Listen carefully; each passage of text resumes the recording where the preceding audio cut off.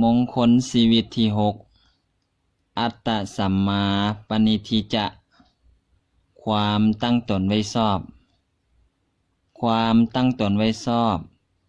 เป็นปัจจัยที่จะก่อให้เกิดเป็นมงคล ความเจริญที่สำคัญอีกประการหนึ่ง ตนหมายถึงอัตภาพทั้งสิ้น พร้อมทั้งจิตใจ อันเป็นผู้บังคับการ อัตภาพมีหน้าที่เป็นผู้รับอารมณ์ทางประสาททั้งห้า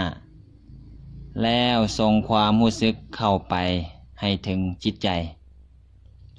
ส่วนจิตนั้นมีหน้าที่เป็นผู้นึกคิดในอารมณ์ต่างๆ แล้ววินิจฉัยว่านั่นเป็นสุข นั่นเป็นทุกข์ แล้วนำอัตภาพให้รู้สึกตามด้วยอย่างนี้ส่วนหนึ่ง อีกส่วนหนึ่งจิตได้อาศัยเจตสิก คืออารมณ์อันปรุงจิตนำให้น้อมนึกคิดในอารมณ์ต่างๆแล้วและบงการให้อวัยวะนั้นๆเหตุปฏิกิริยาวาจาต่างๆไปตามความประสงค์ของตน อัตภาพเป็นประดุจดังหุ่น จิตเป็นประดุจดังคนเสิร์ชสักสายใยให้กระดิกไปมาอย่างนั้น จิตจึงเป็นสิ่งที่สำคัญ ความตั้งตนก็คือความตั้งจิต ถ้าจิตดีบริบูรณ์ด้วยคุณธรรม จะเฮ็ดหรือจะเว้าก็ล้วนเป็นสุจริต นำบุคคลให้ประสบสุขอยู่เสมอ ถ้าจิตห้ายเพราะปล่อยให้กิเลสเข้ามาครอบงำก็จะเฮ็ดให้การเว้าก็เป็นทุจริต นำให้ถึงทุกข์ ฉะนั้นบุคคลผู้ปรารถนาความสุขความเจริญให้บังเกิดแก่ตน จึงควรที่จะตั้งตนคือตั้งจิตไว้ในทางที่ชอบ เฮ็ดอย่างใดจึงจะชื่อว่าตั้งตนไว้ชอบ เพิ่งพิจารณาเบิ่งตนเอง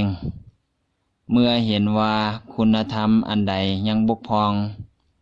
ก็เพิ่งอบรมให้มีบริบูรณ์ขึ้น เมื่อเห็นว่าบาปกรรมอันใดยังมีอยู่ ก็เพิ่งละให้หมดไป ดังนี้จึงได้ชื่อว่าตั้งตนไว้ชอบประการหนึ่ง และอีกประการหนึ่ง ประพฤติตนให้สมแก่ภูมิสั้นของตน ซึ่งเอิ้นว่าอัตตัญญูตา ความเป็นผู้รู้จักตนว่าเฮาโดยชาติสกุลยศศักดิ์สมบัติบริวารความรู้และคุณธรรมเพียงเท่านี้แล้วประพฤติตนให้สมควรแก่ที่เป็นอยู่อย่างใด ดังนี้ชื่อว่าตั้งตนไว้ชอบ สรุปได้ก็คือเพิ่งอบรมคุณธรรมให้มีบริบูรณ์ในตน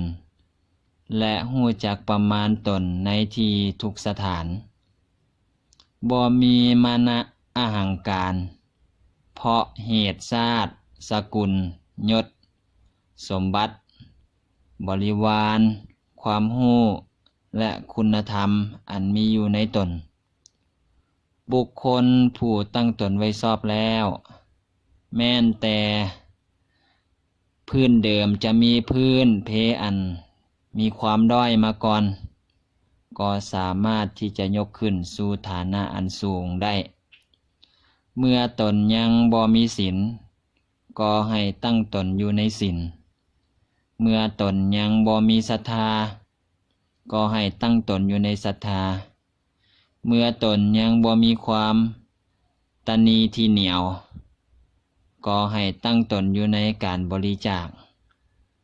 ด้วยเหตุแห่งการตั้งตนไว้ชอบดังกล่าวนี้ องค์สมเด็จพระสัมมาสัมพุทธเจ้า จึงได้ตรัสแสดงไว้ในมงคลสูตรอีกประการหนึ่งฉะนั้นผู้ปรารถนาความเป็นมงคลให้เกิดแก่ตนเพึงควรปฏิบัติตามในนี้เป็นลำดับไปขอเจริญพร